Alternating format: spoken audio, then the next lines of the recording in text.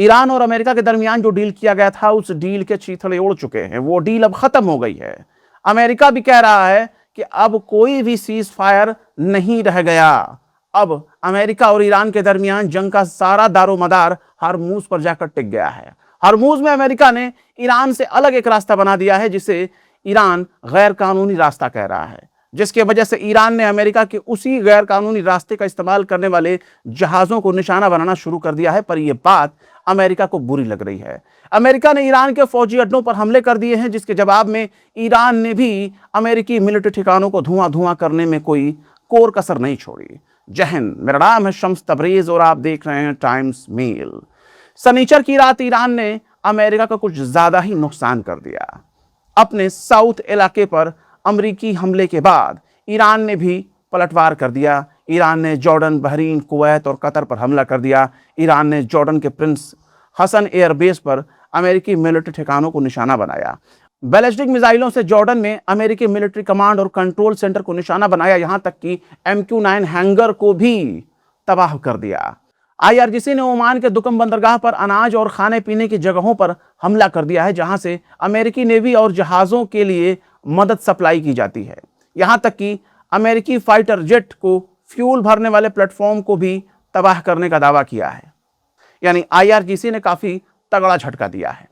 IRGC ने बयान जारी करके कहा है कि अमेरिका ने हॉर्मुज के दक्षिणी हिस्से में गैर कानूनी तौर से गुजरने के लिए कई जहाजों की मदद करके ईरान के सब्र का पैमाना लबरेज कर दिया। ईरान के सब्र का इम्तहान लेने की कोशिश कर रहा है, जिसका ईरान ने फैसला कुन जवाब दे दिया है।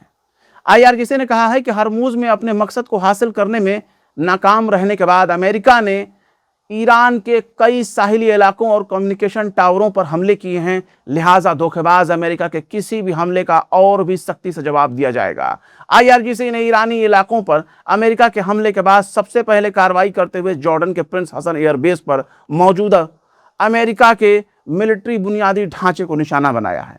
IRGC ने बताया है कि कई बैलिस्टिक मिसाइलों ने अमेरिकी बेस पर हमला किया, जिससे उसके कमांड और कंट्रोल सेंटर के साथ साथ MQ-9 ड्रोन रखने वाली जगहों को भी बर्बादी का सामना करना पड़ा।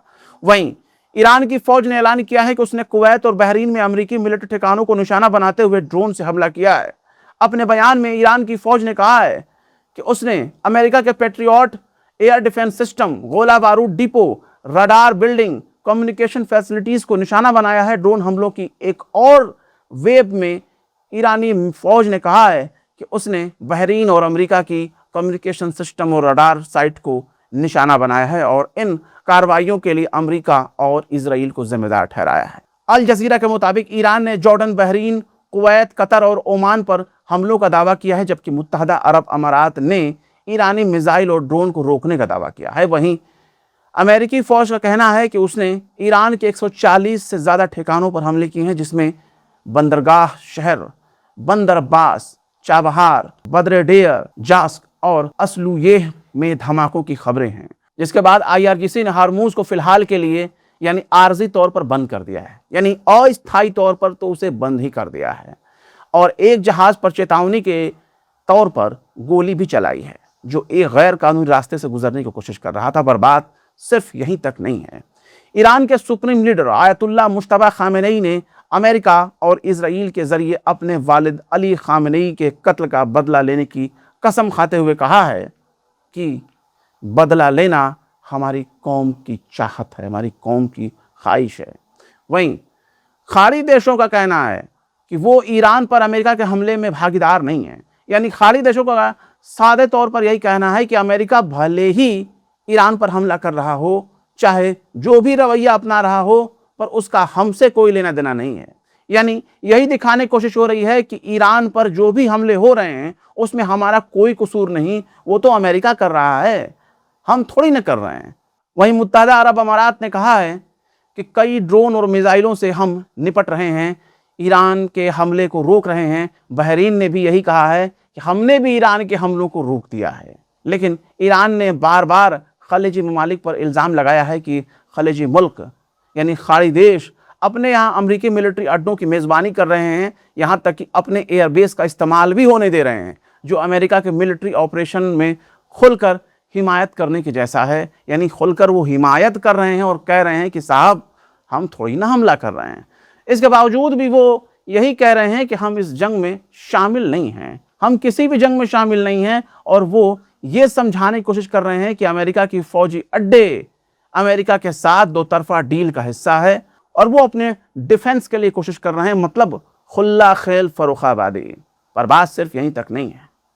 एक तरफ कतर अमन बहाली के लिए एड़ी चोटी का जोर लगा रहा है, तो वहीं दूसरी तरफ कतर के फौजी अड्डों पर भी ईरान के मिसाइलें गिर रही हैं।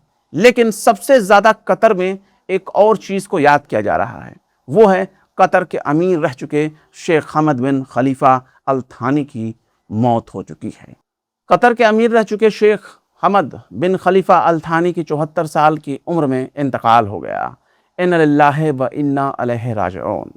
वो आधुनिक कतर के निर्माता माने जाते हैं, वो फादर ऑफ नेशन कहे जाते हैं। उनकी ताज़ियत के लिए 4 रोज तक सरकारी शोक का ऐलान किया गया है, यानी 4 दिनों तक सरकारी छुट्टी रहेगी। इस दौरान सरकारी कामकाज भी बंद रहेगा और शोक मनाने के लिए बाकायदा कतर का झंडा भी आधा झुका रहेगा। यानी आप इतना समझ लीजिए कि कतर ने अपना बहुत बड़ा नायाब हीरा खो दिया है।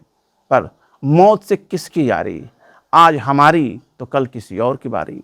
शेख हमद जिन्होंने 1995 से 2013 तक कतर को संभाला, उन्होंने ही कतर को आज एनर्जी का हब बना दिया।